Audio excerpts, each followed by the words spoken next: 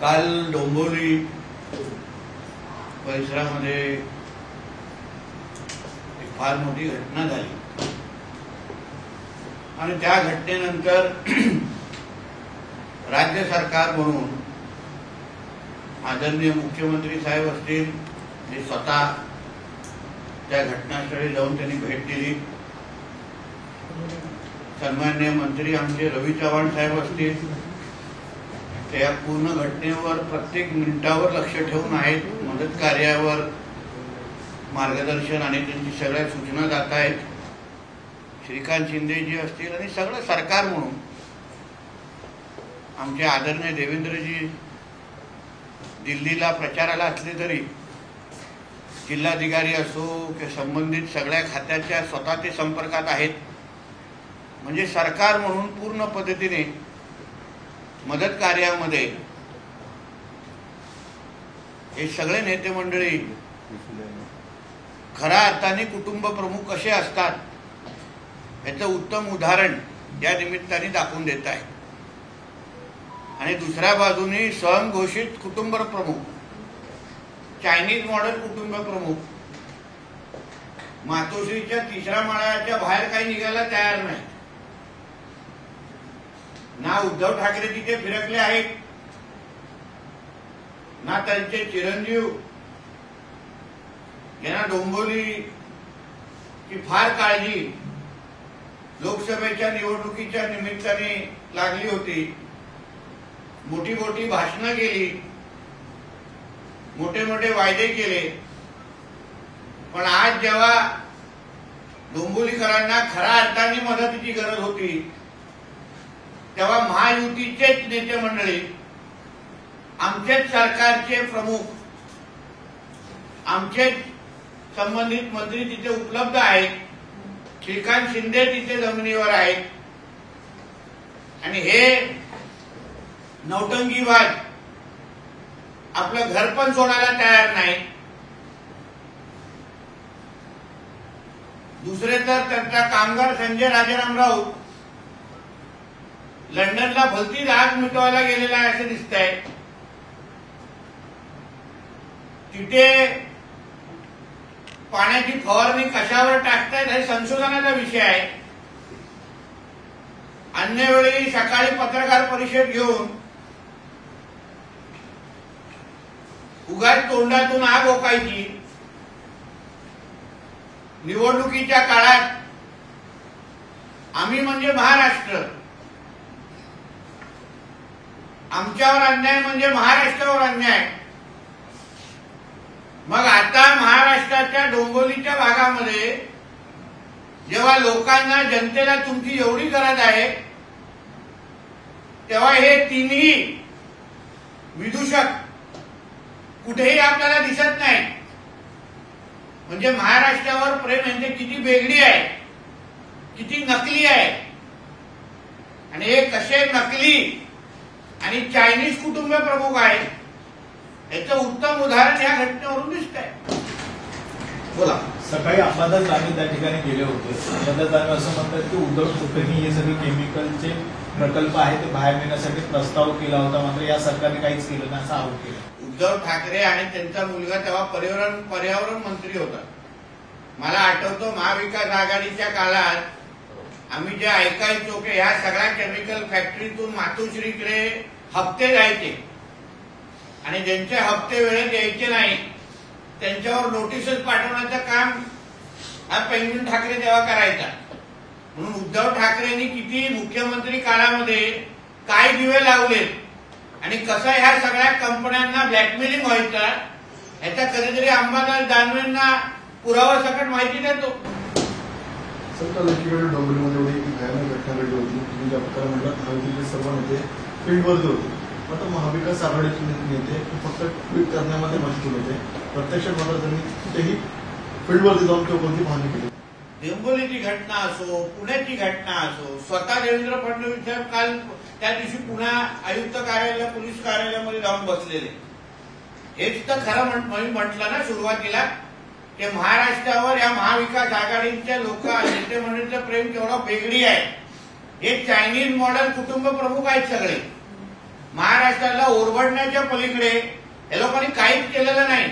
आज जेव्हा निवडणुका संपल्या तेव्हा कोण लंडनला जाऊन हवा खातोय, कोण नाईट लाईफ परत एन्जॉय करतोय. म्हणजे प्रत्येक जणाला महाराष्ट्राचं फक्त रक्त फक्त पिण्याचं काम हे महाविकास आघाडीचे लोक करतात. आदित्य ठाकरेंनी नुसतं ट्विट केलंय, कालच्या दिवसावर ट्विट केलं, बाकी काही त्याच्या ट्विट पलीकडे त्याला काहीच येत नाही ना. यायला पण पाहिजे ना काहीतरी. केमिकलचा वापर आदित्य ठाकरे संध्याकाळी 7:30 नंतरच करतात. अंबादासांनी असं म्हणलं की रिजवी कॉलेजच्या मागच्या बंगल्यामध्ये बसून त्यांना विचार आहे खरं आहे का कुठे.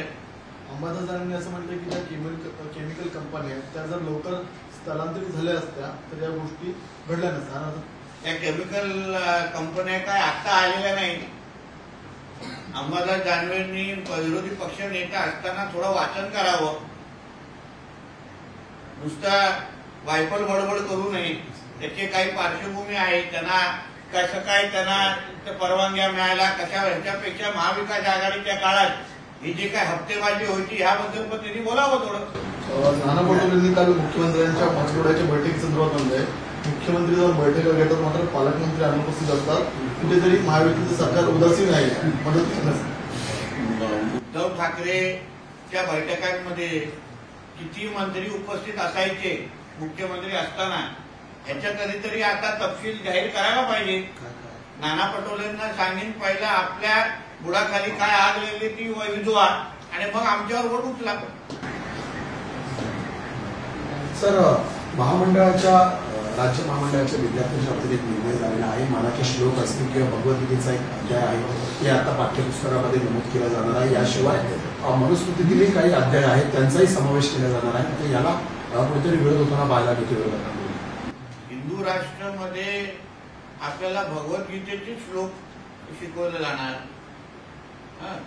इथे काही अन्य धार्मिक श्लोक शिकवण्याचा काय गरज नाही इथे. म्हणून अशा पद्धतीचे निर्णय जर होत असतील तर भारताला हिंदू राष्ट्र बनवण्याच्या दृष्टिकोनातून हे फार भक्कम आणि महत्वाचं पाऊल आहे.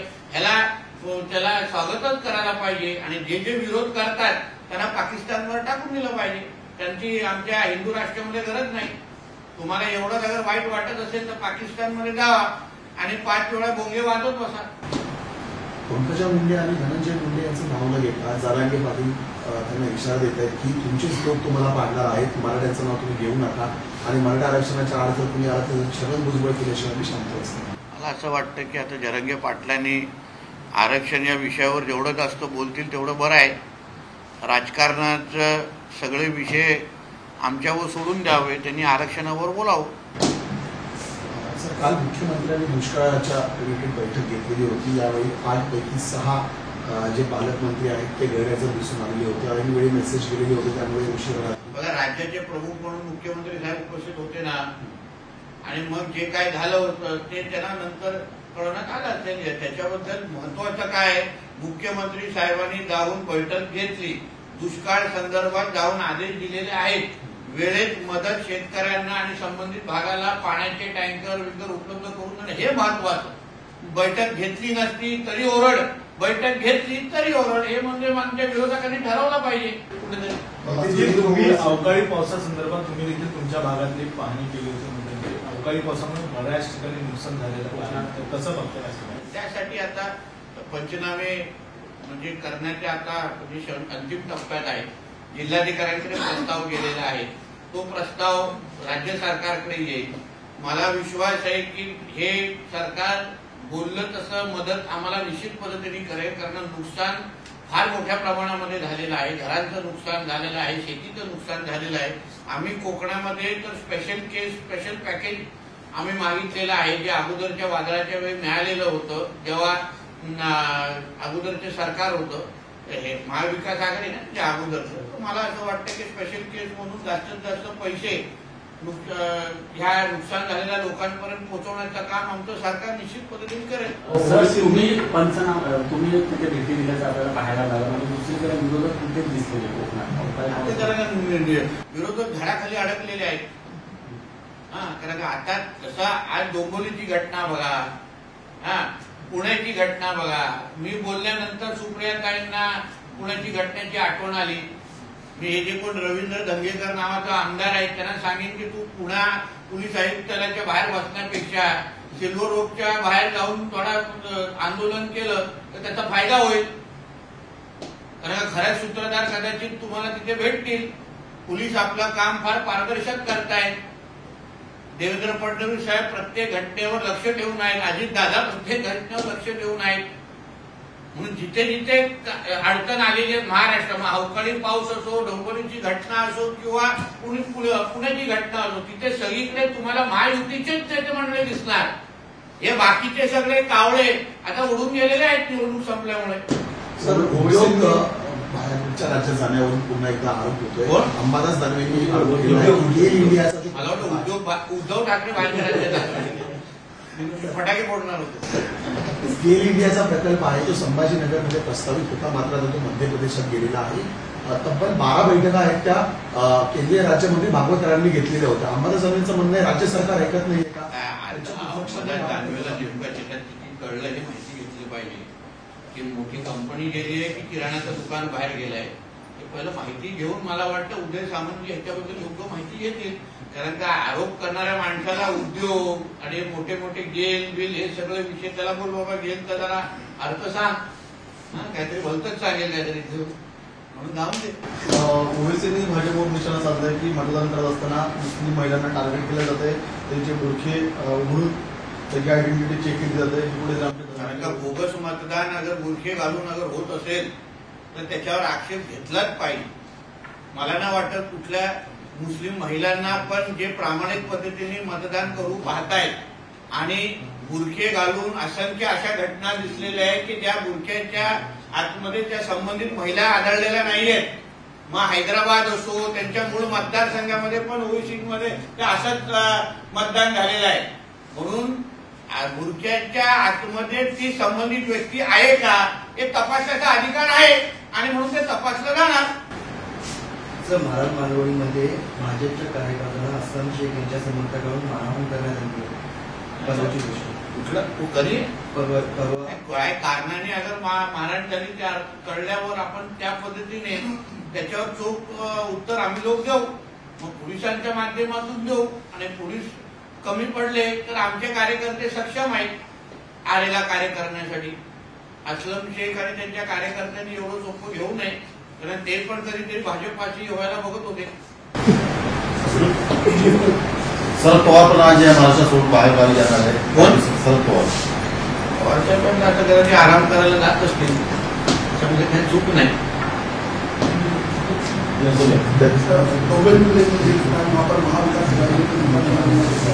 क्योंकि ऐसा है कि ये सब डुप्लीकेट और चाइनीज मॉडल ये सब राजनीति लोग हैं जिनको महाविकास आघाड़ी के नाम पे लोग गंदी राजनीति हमारे महाराष्ट्र में करते हैं.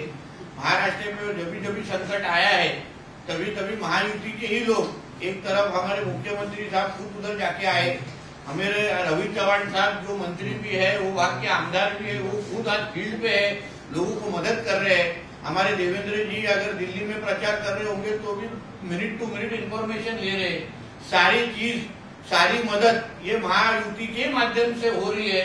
ये महाविकास आघाड़ी के लोग, कोई लंदन बैठा है, कोई मातुश्री में छुप के बैठा है, तीसरा नाइट लाइफ एंजॉय कर रहा है.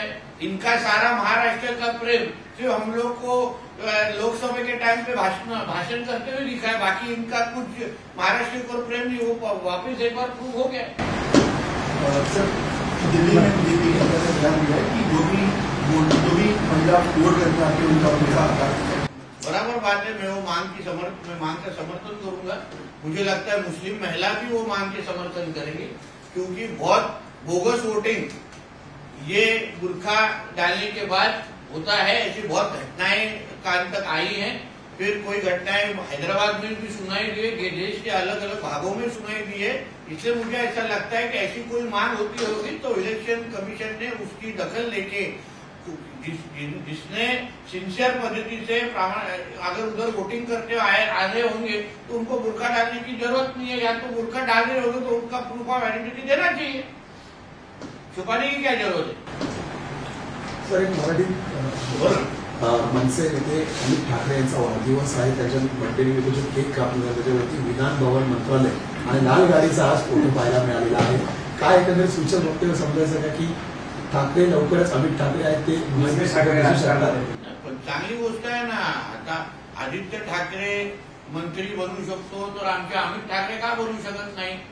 पण आदित्य ठाकरेंनी जे काही मंत्री बनल्यानंतर ठाकरेंचं नाव खराब केलं, रसातळाला घेऊन गेले, त्याच्यापेक्षा चांगलं काम अमित ठाकरे निश्चित पद्धतीने करतील एवढा मला विश्वास आहे. म्हणून येणाऱ्या ऑक्टोबरमध्ये आम्ही त्यांची वाट पाहतोय.